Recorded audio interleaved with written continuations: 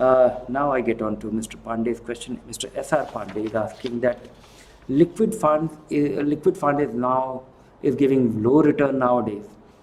Is it worth to shift amount to short-term debt fund from liquid fund after paying short-term tax?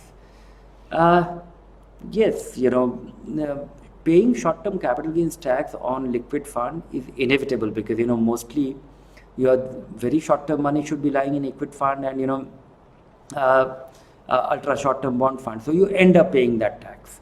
And there is no short-term capital gains tax because in case of that short-term, if it turns out to be short-term capital gains tax, which will generally be a holding of less than 3 years, then all the income is added to your all the gain is added to your income. So you will be taxed at marginal rate of the tax bracket you fall into.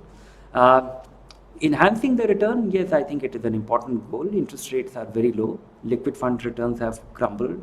Overnight funds are still lower. Even ultra short-term bond funds are not giving anything meaningful. So I would say that low duration fund, get there. And if your money is for 1.5 year, low duration, and a fund which is keeping away from any low quality paper, you will have to be a little careful because now ever since Mr. Risk visited that bond fund, one has to be a little careful. So, and don't necessarily, chase or get attracted to or be after the fund which is giving the highest return. So maintain distance, social distancing, financial distancing. So keep away from that. Don't be after the highest yielding bond fund. That itself is the risk, is the biggest risk.